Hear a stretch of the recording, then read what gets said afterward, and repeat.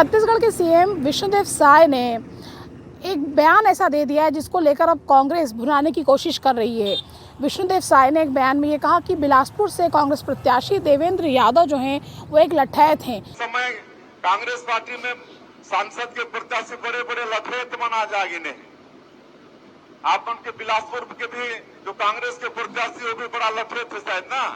हालांकि ये टिप्पणी मुख्यमंत्री ने केवल देवेंद्र यादव के लिए की थी, लेकिन अब कांग्रेस इसे व्यापक रूप से भुनाने के लिए इसे यादव समाज का अपमान बता रही है। कांग्रेस ने आज प्रेस कॉन्फ्रेंस भी ली है और कांग्रेस के जो विधायक हैं जो यादव समाज से आते हैं उनको सामने रखकर कांग्रेस ने मांग की है कि मुख्यमंत्री पूरे यादव समाज से माफ़ी मांगे। बिलासपुर में लोकसभा में चुनावी सभा में संबोधित करते हुए हमारे कांग्रेस पार्टी और यादव समाज के बहुत ही लोकप्रिय प्रत्याशी आदरणीय भाई देवेंद्र यादव को लठैत करके संबोधित किया। कहीं न कहीं इस शब्द से यादव समाज आक्रोशित है। माननीय मुख्यमंत्री जी को इस शब्द को वापस ले और सार्वजनिक रूप से माफी मांगे। तो ये एक डिप्लोमेसी कांग्रेस यहाँ पर उस बयान को लेकर मुख्यमंत्री के पैदा करने की कोशिश कर रही है, जो कि लोकसभा चुनाव का माहौल है और यादव समाज अच्छी खासी जनसंख्या में छत्तीसगढ़ में निवास करते हैं। तो इस बात को लेकर कहीं ना कहीं अब बीजेपी थोड़ा सा घिरती हुई नजर आ रही है, लेकिन इसका कैसे डैमेज कंट्रोल भाजपा करेगी ये आने वाला वक्त बताएगा। कैमरामैन अशोक के साथ प्रियंका कौशल, भारत एक्सप्रेस, रायपुर। उत्तर प्रदेश के सीएम योगी आदित्यनाथ ने 2024 के लोकसभा चुनाव में एक नया स्लोगन दिया कि 80 बनेगा आधार और एनडीए होगा 400 पार। यूपी में नेताओं ने दावा किया है कि लोकसभा के चुनाव में हम 80 सीटें जीतेंगे और कहा जाता है कि दिल्ली का रास्ता उत्तर प्रदेश से होकर जाता है। आज प्रेस कॉन्फ्रेंस था उत्तर प्रदेश द्वारा। पूरे प्रदेश में कॉर्पोरेट बम्बिंग के नाम से एक कार्यक्रम हुआ था जिसमें सारे जनपदों में प्रेस कॉन्फ्रेंस होना था। आज सीएम योगी आदित्यनाथ लखनऊ में प्रेस कॉन्फ्रेंस किए और साथ ही संकल्प पत्र, घोषणा पत्र जो भारतीय जनता पार्टी 2024 को डॉक्यूमेंट विजन जारी की है उस पर उन्होंने चर्चा किया। कहा कि हम 10 साल की उपलब्धियों को लेकर बात कर रहे हैं और 10 साल में क्या क्या एनडीए सरकार ने किया उस पर चर्चा हो रही है। उसी का परिणित रहा कि लगातार लोगों ने भरोसा जताया। साथ ही उन्होंने कहा कि जो विजन भारतीय जनता पार्टी का है उसमें गरीब, किसान, महिला और युवाओं को लेके है और इस जो विजन को है उसको हम लोग मिशन बना के काम करेंगे। सहयोगी रोहित के साथ रजनीश पांडे, भारत एक्सप्रेस, लखनऊ।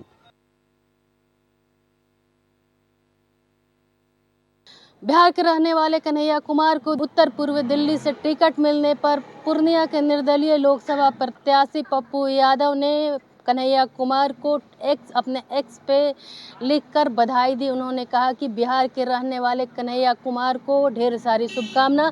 ऐसे ही प्रगतिशील युवा आगे बढ़ते रहे, मौका मिलते रहे। अब पप्पू यादव इसकी अपने एक्स पे कन्हैया कुमार को बधाई देकर क्या कहना चाहते हैं वो तो पप्पू यादव जानेंगे। फिलहाल लेकिन ये कयास लगाया जा रहा था कि कांग्रेस कन्हैया कुमार को बिहार के किसी सीट से चुनाव लड़ाएगी, क्योंकि कांग्रेस को जो 9 सीटें मिली हैं उसमें कांग्रेस ने अभी तक 3 ही सीटों पर उम्मीदवार उतारे हैं, किशनगंज, कटिहार और भागलपुर, और 6 सीटों पर अभी उम्मीदवार उतारना बाकी है। महाराजगंज, बेतिया, पाटलिपुत्र, पटना साहिब, सासाराम, समस्तीपुर और मुजफ्फरपुर। जो कयास लगाए जा रहे थे कि कन्हैया कुमार को बिहार के किसी सीट से टिकट मिलेगा, वो कयास अब बंद हो गया है। कन्हैया कुमार को मनोज तिवारी के खिलाफ दिल्ली के उत्तरी पूर्व क्षेत्र से टिकट मिल चुका है। अब कन्हैया कुमार दिल्ली से चुनाव लड़ेंगे। पटना से भारत एक्सप्रेस के लिए ज्योति।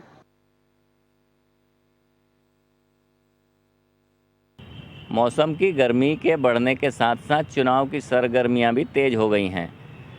जहां भाजपा के उम्मीदवार शंकर लालवानी ने रविवार को अपने चुनाव प्रचार अभियान की शुरुआत इंदौर के विधानसभा क्रमांक 1 से की, वहीं कांग्रेस के उम्मीदवार अक्षय बम ने आज उसी क्षेत्र में चुनावी प्रचार किया जहां कल भाजपा के उम्मीदवार ने किया था। आज 2 अलग अलग प्रेस कॉन्फ्रेंस के माध्यम से भारतीय जनता पार्टी और कांग्रेस ने अपने अपने घोषणा पत्रों का लोकार्पण स्थानीय स्तर पर किया।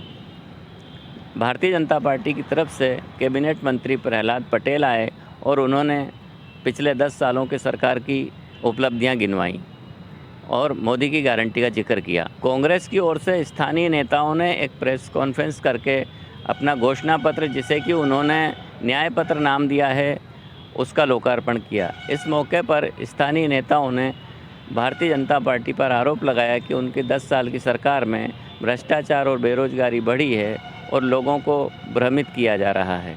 अब दोनों के घोषणा पत्रों में मतदाता को तय करना है कि किस पर विश्वास करे और किसे सरकार बनाने का मौका दे। कैमरामैन इमरान खान के साथ जय व्यास, Bharat express, Indore.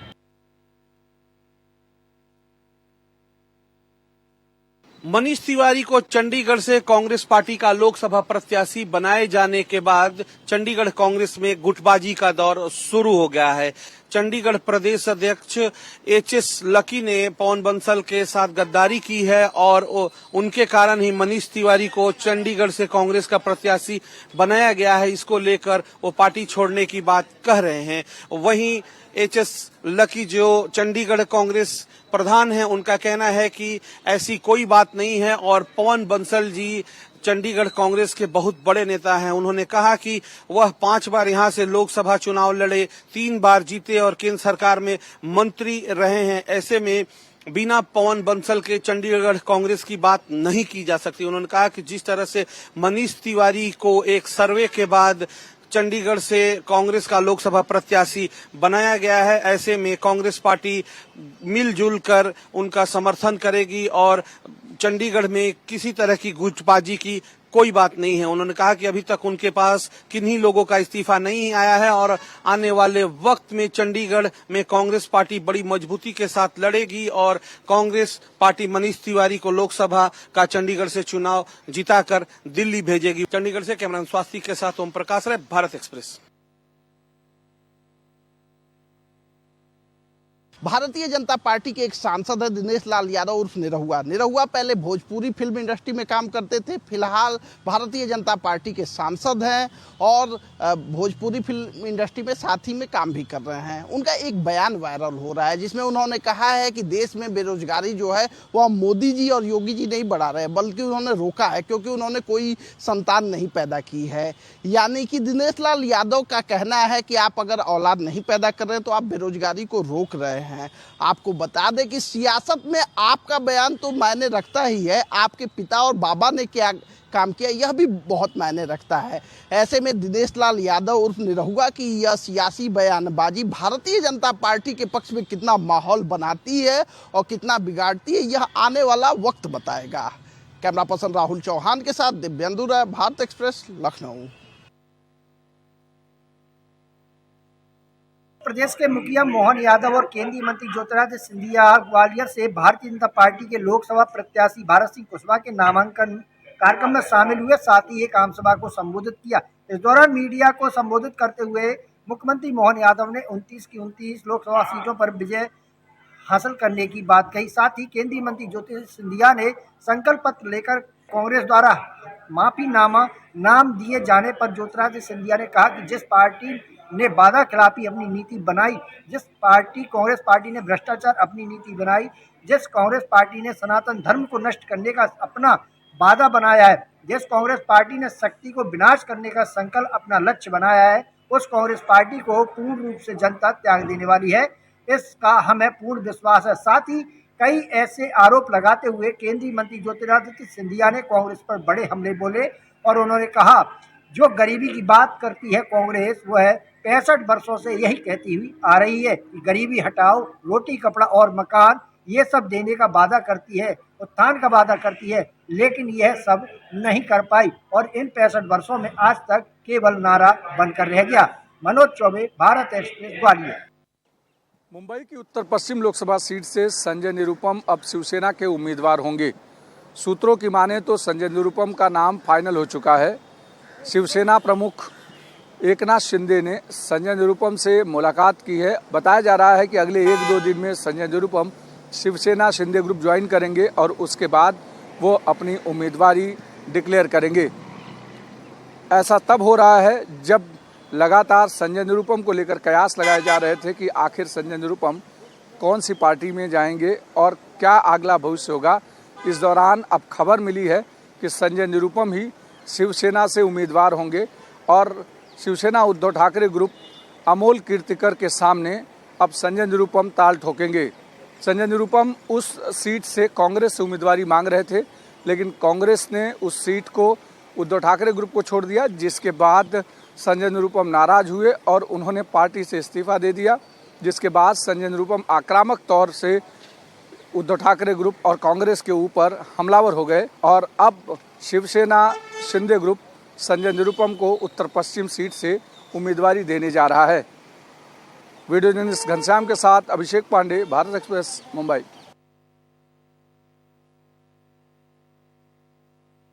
RJD supremo Lalu Prasad Yadav ने संविधान खतरे में होने का बयान क्या दिया, जेडीयू के नेता हमलावर हो गए। जेडीयू के राज्यसभा सांसद संजय झा ने लालू प्रसाद यादव पर हमला करते हुए साफ तौर पे कहा कि लालू प्रसाद यादव के शासनकाल में बिहार की स्थिति क्या थी, ये बात किसी से छुपी नहीं है। संजय झा ने नीतीश कुमार का हवाला देते हुए साफ तौर पे कहा कि बिहार में लालू राबड़ी शासनकाल के जंगल राज से निजात दिलाने में नीतीश कुमार ने महत्वपूर्ण भूमिका निभाई और अल्पसंख्यकों के रहनुमा होने का हवाला देने वाले लालू प्रसाद यादव ने कभी मुसलमानों के लिए कुछ नहीं किया। 2006 में नीतीश कुमार ने दंगे की जांच करवाई और दोषियों को सजा दिलवाया। मतलब साफ था कि संविधान बचाने वाले लालू प्रसाद यादव के इस बयान के बाद जेडीयू को लग रहा है कि यदि नीतीश कुमार के सुशासन को स्थापित करके आगे बढ़ा जाए तो चुनाव में इसका फायदा मिलेगा। शायद यही वजह है कि जिस अंदाज में लालू प्रसाद यादव ने बयान दिए, उसी अंदाज में बीजेपी ने जहां मोदी के चेहरे को चमकाने की कोशिश की, वहीं जेडीयू के नेता नीतीश कुमार के चेहरे को आगे रखकर लगातार हमले कर रहे हैं। सहयोगी माधुरी के साथ भारत एक्सप्रेस के लिए पटना से आशुतोष कुमार। लोकसभा चुनाव 2024 के लिए बीजेपी ने अभी तक 418 उम्मीदवारों की घोषणा कर दी है, जबकि मुंबई की 6 लोकसभा सीट पर बीजेपी ने अभी तक सिर्फ और सिर्फ एक सीट पर उम्मीदवार की घोषणा की है। ऐसे में 5 सीटों पर बीजेपी की तरफ से अभी भी उम्मीदवारों की घोषणा नहीं की गई है। लेकिन सबसे महत्वपूर्ण जो सीट है मुंबई नॉर्थ सेंट्रल सीट है, लेकिन अभी तक मुंबई नॉर्थ सेंट्रल सीट के लिए किसी भी पार्टी की तरफ से घोषणा नहीं की गई है उम्मीदवारों की। इस सीट से बीजेपी नेता प्रमोद महाजन की बेटी पूनम महाजन 2 बार जीत चुकी है। पार्टी के सूत्रों का कहना है कि पार्टी इस बार इस सीट से पूनम महाजन का टिकट काट सकती है।